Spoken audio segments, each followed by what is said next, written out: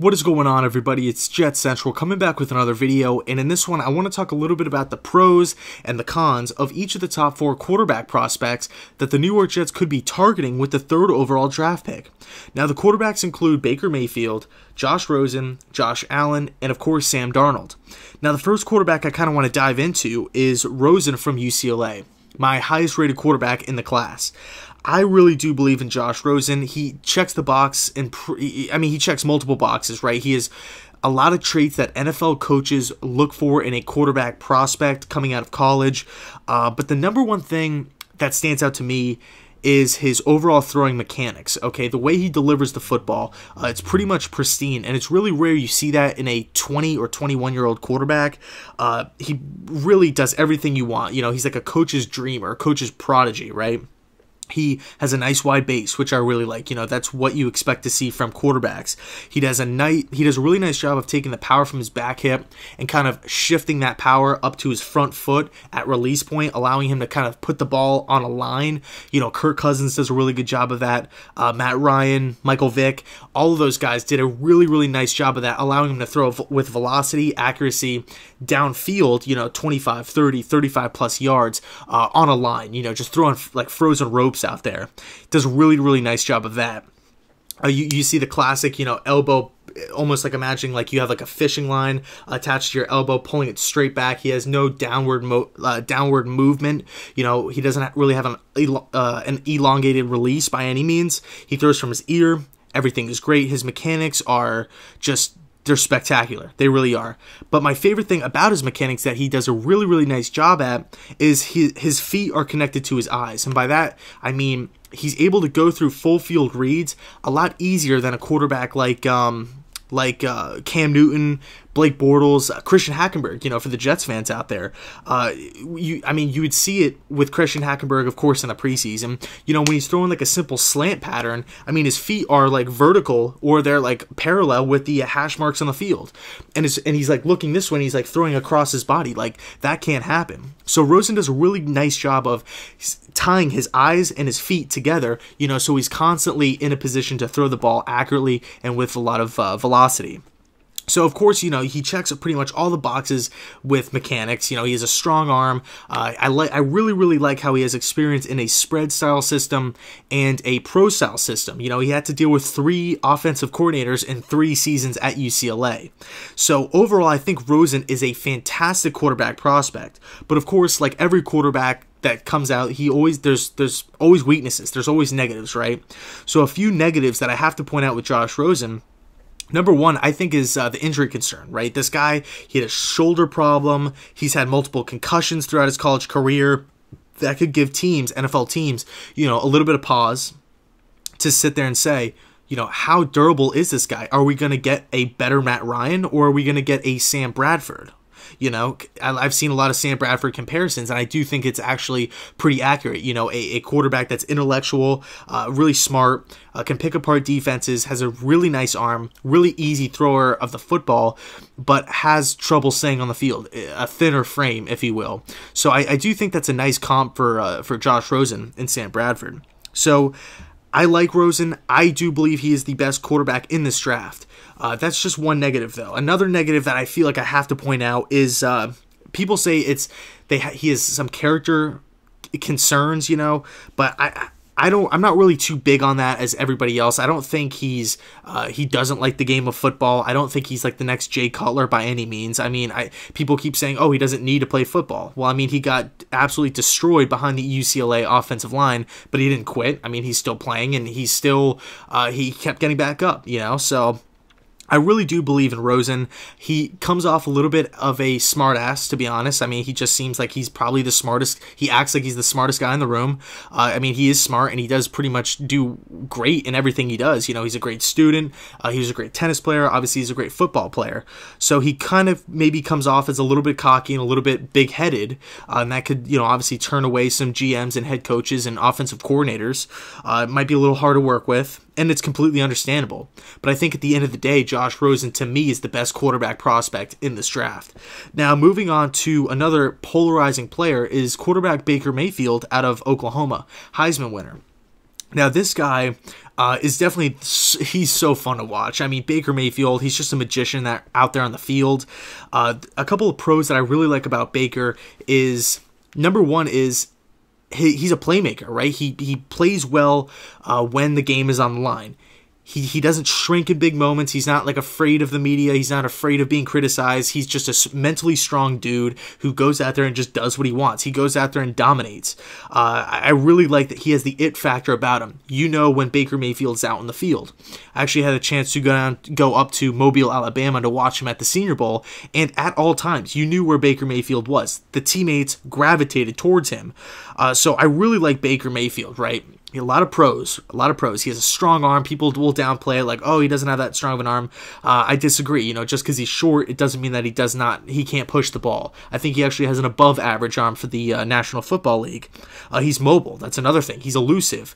I've seen a lot of NFL comparisons comps comparing him to Russell Wilson, and I think he can be a Russell Wilson. But I think right now he's almost like a little bit better of a Case Keenum, a mobile guy who's a little bit of a gunslinger, who's going to stay healthy and make some plays with his legs. I really think Case Keenum is a nice comparison for Baker Mayfield. Another pro I really like about Baker is his underdog mentality. I think that just kind of resonates with me. I mean, I know that rubs some people the wrong way, I don't know, maybe some head coaches and GMs and maybe some fans even too, but I personally like that. I like that how he kind of always feels doubted. He has like a boulder on his shoulder, and not a chip, a boulder. Like, this guy really feels like the world is against him, and I feel like any team he goes to, right? Like, for example, if he goes to the Browns, if you're a Browns fan, you will love him and he will be your favorite player. But if you are a fan of any other team, you are going to hate him. So I really do like that quality about him. Just like the ride or die, I'm an underdog. I'm just going to do what I want. I'm going to prove you wrong. Another quick thing I really like about Baker too, kind of tying in with the whole underdog thing, is he had to walk on twice. He paid his dues. He walked on at Texas Tech. He walked on at Oklahoma. I mean, everyone knows the story, of course, but I just think it's absolutely amazing, to sit back, and especially in this day and age, where a lot of things are handed out, in this day and age, to see somebody kind of walk on not once, but two times in two different teams and have success with both teams, I think that's absolutely incredible. I like how he has experience in two different systems. I know Lincoln Riley's system gets a lot of he gets criticized, like, oh, it's just another Big 12 spread system. If you actually watch the tape, it's more pro-ready than Sam Darnold's is over at USC. So Baker Mayfield has a ton of great pros that I really like Baker. Now, some of his cons are his height. Okay, a lot of people say, why would I draft a 6-foot quarterback in the first round? I don't want to do that. Not everyone's Breeze, not everyone's Wilson, not everyone's Tyrod Taylor. But I think those three guys right there prove that, yeah, you can make plays, you can win games at the National Football League or in the National Football League without being 6'5". You don't have to be Big Ben or Cam Newton to have a successful NFL career and be able to win on a consistent basis. So, he's 6 foot. I know some people like that, some people don't, whatever. Another thing is just the off the field. What's Baker Mayfield going to do next? Do you have to worry about him at 3 a.m. at a club? Do you have to worry about him getting in a fight with a rival fan? Where's this guy's head at? You don't really want a quarterback to be, think about it. The Packers are never worried about if Aaron Rodgers will mess up on a Saturday night, or if the Patriots are worried that Tom Brady is going to, have an altercation or get arrested or something like that. They're never going to have to worry about that. So with the quarterback position, that's something that you have to kind of take into consideration and really just try to figure out the type of person that Baker Mayfield is. So overall, I like Baker Mayfield a lot, and I would be pleased if the Jets got him. I really would. So next up, it's Josh Allen out of Wyoming. Now, this guy, I've seen, according to Jets Twitter, a lot of people don't like Josh Allen. They think he's whatever, Hackenberg 2.0 because he's big and he's strong and he's not accurate. And he flashes, right? He has a lot of great things about him, except he is not accurate. And I get the comparison, with the Jets, like Hackenberg, big, tall, strong, not accurate. Allen kind of checks all the same boxes here, but I think overall from head to toe, Allen is much, much, much, much better than Christian Hackenberg. You're talking about a guy that played with pretty much no NFL talent at Wyoming. and had to kind of be the hero, play hero ball. I cut Allen a lot of slack. I really do. I think he's a tough kid, obviously growing up on a farm and whatnot, who has had nothing handed to him. I think he's going to come in and work from day one. I mean, he's the best arm in the class. He has a top 2 to 3 arm in the National Football League the day he gets drafted. That's how good it is. He's big, he's strong, he's durable, he's mobile. And the number one thing I like about Allen, I have to say this. The number one thing is that he has experience playing in a pro-style offense. That is, I feel like, such an underrated quality about quarterbacks coming out of college. You see these spread guys have such a hard time being under center, taking a 5-step drop, taking an 8-step drop, being in the huddle, memorizing plays, reading a defense, doing a full field read. You know, Josh Allen has experience in all of those categories. So I really like Allen as a prospect. Now, a few cons about Allen is, you know, he didn't really play that well against good competition. Why did he dominate, you know, against smaller schools, but when they played up against bigger schools like a Nebraska, like a Oregon, like a Iowa, he struggled? You know, is that telling? Is that saying, Josh Allen, you're just a small school prospect with a big arm? I don't know. Me personally, I don't think that, because you have to take into consideration that he's not on defense, he's not blocking, he doesn't have one NFL player around him. Okay, like he's playing with 10 other guys. You can't just go out there and win by 50 points or throw for 5 touchdowns every single game. You just can't do it with the mediocre talent around him. I mean, let's face it. He's not at Oklahoma. He's not at USC. He's not at Alabama or UF or Michigan or any of these players or any of these schools. Okay, I just want to throw this in there as well, kind of in the defense of Allen, is that with Josh Allen, the minute he gets drafted to, let's just say he goes to the Jets, okay, for example, Robbie Anderson, Jermaine Kearse, I mean, those two guys right there are going to be the best wide receivers he's ever played with in his life. Okay, better than the ones at the Senior Bowl, better than any player that's ever played at Wyoming, you know, during Allen's tenure there. So you have to take into consideration that you take Josh Allen and you plug him in on any team pretty much in the National Football League, you would say, you know, who's the team? If you say he goes to Cleveland, you know, you would probably say Corey Coleman is the best talent he has ever played with. Okay, so now you're looking at Corey Coleman. I got Jarvis Landry, got Josh Gordon, got a good O-line. I mean, who's to say that Josh Allen isn't just, you know, he gets, what's the word I'm trying to look for here? He struggles because 10 other guys around him aren't that good, and the defense isn't that good. So, you know, that's just one con. I mean, I guess you can kind of take it either way you want it. But another con for Josh Allen is the low completion percentage. Why can't this guy complete 60% of his passes? I guess my argument to that would be, you know, this guy checks the box in, you know, pro style, big arm, mobile, durability, he's big, all this stuff. Are you really going to knock this guy for literally having like 4 less completion points, and you're going to sit there and say this guy will never turn out to be anything based off of 4 completion points? That is a, you know, that's I don't really think that's the smartest idea. Just to look at paper and just say, okay, he has all these amazing qualities about him, and just, you know, look at the completion percentage, 56%, whatever it was, 54. This guy's won't be anything, undraftable. I think that's a mistake. You know, I just think that it's telling that Allen needs to get his mechanics a little bit settled. I think he has to understand that he can't be the hero. Andrew Luck has this problem too, you know, where he's constantly throwing interceptions. Josh Allen, you know, he has to settle down, take a second to grow mentally, understand the game of football, and get used to the speed. You know, that's what I think it really comes down to with Josh Allen. So again, I like Allen as a prospect. I really do. I think with Allen, for Allen to be successful at the NFL level, I really want to see him sit at least 8 games. 8 games this rookie season. That's why I think the Browns would be a perfect choice, because he could sit and learn under Tyrod. I think if he goes to the New York Jets, he could learn under Teddy Bridgewater and Josh McCown, 2 great leaders. So I like Allen a lot. Segueing over to my last quarterback, Sam Darnold, out of USC, the consensus #1 overall pick.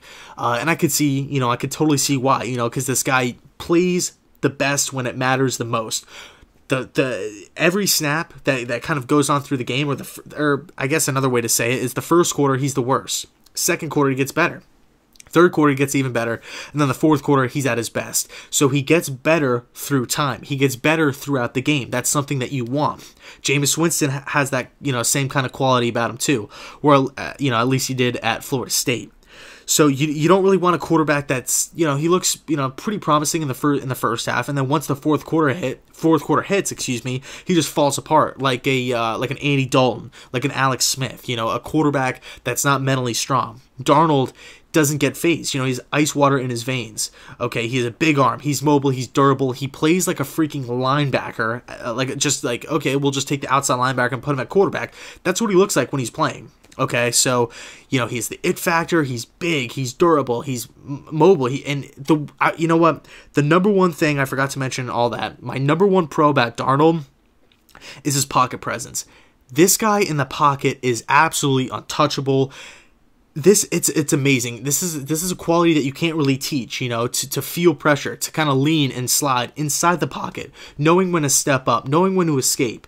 I think Darnold does an absolutely tremendous job of knowing how to maneuver and operate within a pocket, and he can also beat you outside of the pocket as well. So that's why I feel like what turns NFL teams really on to Sam Darnold is his ability to beat you within the pocket and do a great job at it and outside. Not to mention, he's not really he likes the contact. He's not. You don't have to worry about him if he were to get sacked, hopefully he can get up, because he's a tough kid. He's going to get up and go back under center. So overall, Darnold has a lot to work with, but his cons kind of combat that. He has a lot of interceptions, a lot of fumbles. Keep two hands on the football. Is this guy smart enough to read an NFL defense? That was Mark Sanchez's problem too. He's just not smart enough to understand what the defense is trying to do to him. He just couldn't understand it, and his career went down the drain really quick. Geno Smith has the same problem. He would show flashes, he would have great games, great quarters, great drives, but then he would come back with an absolutely horrible drive or quarter, the following one. So can Sam Darnold figure out defenses, understand what defenses are trying to do to him, and can he kind of combat that and know where his reads are, know where his checkdowns are, and kind of just be able to move the chains and not always be with the mindset of I have to push the ball downfield and I have to throw it into double coverage and the game is on the line right now. Just take a breath, take it easy. The NFL, it's not like college, it's not 60-7, and you don't have these amazing comebacks. So at the National Football League level, can Sam Darnold tone down the interceptions, keep two hands on the football, and limit the fumbles? Another negative that really turns me off about Darnold is his throwing mechanics. He has the worst mechanics out of the top four. He has such a pull-down effect. Reminds me exactly like Blake Bortles, okay?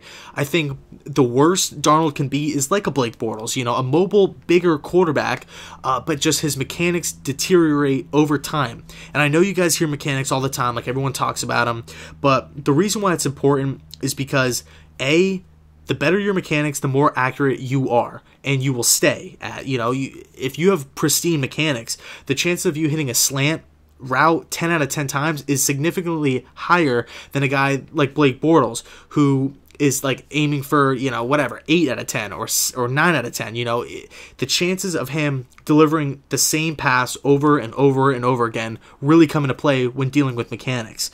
So Sam Darnold, he has this long, elongated throwing motion that safeties are going to pick up on that. They're just going to read this guy's eyes. If he does not have good eye manipulation, he's going to get picked off a lot, just like he was at USC.